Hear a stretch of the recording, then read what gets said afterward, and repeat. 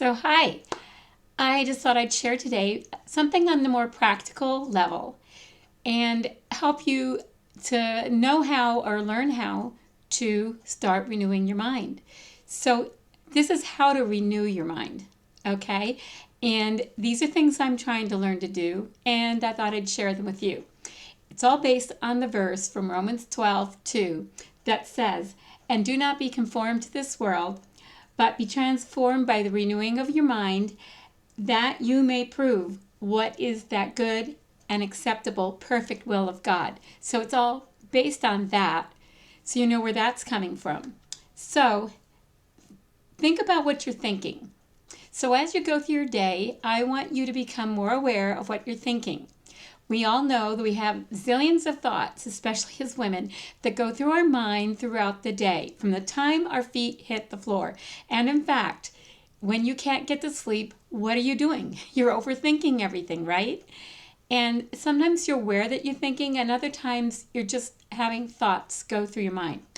So when you're getting ready for the day, what are you thinking? Try to think of that and think of what you're thinking about. And as you make your bed, you do make your bed, right? What are you thinking about? And when you pull up the shades, or especially for me, when I pull them up in the morning, what am I thinking about? And when you clean the house, what are you thinking about? When you cook your food for your family or your husband, what are you thinking about? And I'll give you some clues into my mind what I'm thinking about. I'm not sure what I'm thinking when I'm getting ready for the day, because thoughts just keep coming in. I'm hardly aware that I'm thinking. One thing I try to do is to maybe listen to a video or a YouTube where I'm learning something, so that I'm putting some thoughts into my brain. Or I might start the day off with some calm, peaceful hymn type music that puts spiritual truths into my mind to start my day off, so I kind of give my brain something to think about. But when I'm making my bed, or when I'm pulling up the shades, and not so much when I'm pulling them down, when I'm cleaning the house, I'm often thinking about who could help me. Why am I doing these things? Why do I do these things every single day? And I need to do such and such. I need to get working on my blog, but I have to do this first. And usually I don't have such a good servant heart as I would want to appear to be having on the outside. And it's as if each morning I go to Jesus and I say, "Could you please make Mary help me?" And I am not listening to him saying, "Judith, Judith." And I'm not hearing those things. I'm just seeing it from my perspective. And maybe if you become more aware, like me, I become more aware and I'm more realizing that I'm doing that, then you can make the steps towards changing that mindset so you have the mind of Christ. So where your attention goes, or you could say where your thoughts go, that's where your energy flows. So if you're sucking up a lot of energy and you're pouring it into thoughts that are kind of on the negative side, negative thinking, then that is where your energy is going. You're pouring your energy into the wrong things. And then you lose the energy for the things that you ought to be living your life for, which is others. And so we need to be careful how we think. Your life is shaped by your thoughts. And what you think in your heart, so that is what you become. There's a verse in Proverbs about that. I'm just have it in my mind, and it's not, I don't have it to reference and give you the reference to it right now. So what are your thoughts focused on? That's what I want you to train yourself to start thinking, because the more you become aware that you were thinking in the first place, the more you'll be able to start taking those thoughts captive. And that is what you want to do. That's 2 Corinthians or 1 Corinthians 10:5. I forget which one. So, are you thinking? What are you thinking? Why isn't my husband helping me with making the bed? Why doesn't he ever make the bed? He can't anyway. But what are you having those kind of thoughts for? Is it because you really aren't having a servant attitude. And these are secret thoughts, but you want to make it look good for all your friends, and they think, oh, you should keep such a clean house. Her house is so tidy. She has such a good attitude towards her husband, but you may not. And your thoughts may expose that.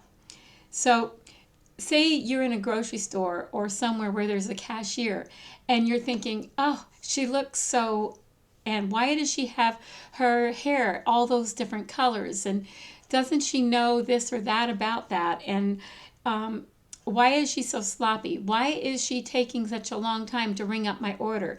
Why is she talking to the other cashier and not taking care of me? And the sooner that as you realize what kind of attitude you're having and what kind of thoughts you're having, the sooner you can change those attitudes, because the first step is becoming aware that you're having them in the first place. So who are you choosing to serve today? Who or what is your master? Is Jesus your master?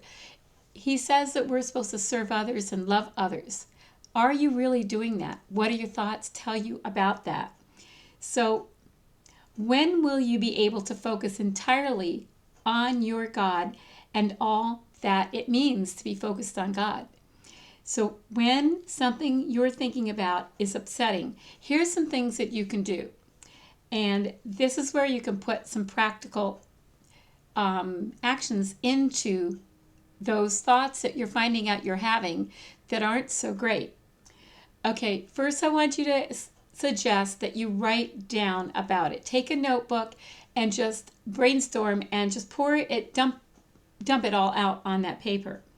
Randomly write it all down, whatever thoughts come to your mind. And then write the name of that feeling. Is it anxiety? Is it worry? Is it negative about that person? What's your emotion about it? Record what you will do about it. What's the action you'll take?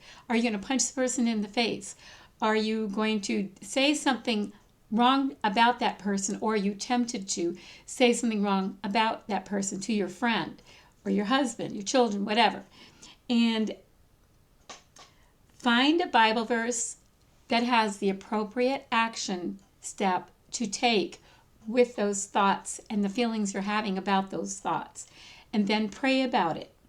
And pray about what your reaction and your response is. And if your reaction or the desire that you have is all wrong, you can still pray about that and tell God about that. You tell him everything and just pour it all out, because he'll start changing your attitude as you pray. And totally give it to Jesus. So then, who are you serving? Write down and journal about who you think you're serving. Are you serving Jesus? Do you really think you are? Are you serving your wants and desires? Are you putting yourself first? Are you serving yourself? Or are you serving another person?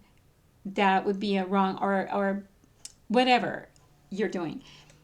Write it down again and journal about it. Just do a brain dump and be honest. And don't worry about who's going to find it. You can always rip it up later. How ought you to respond to that situation?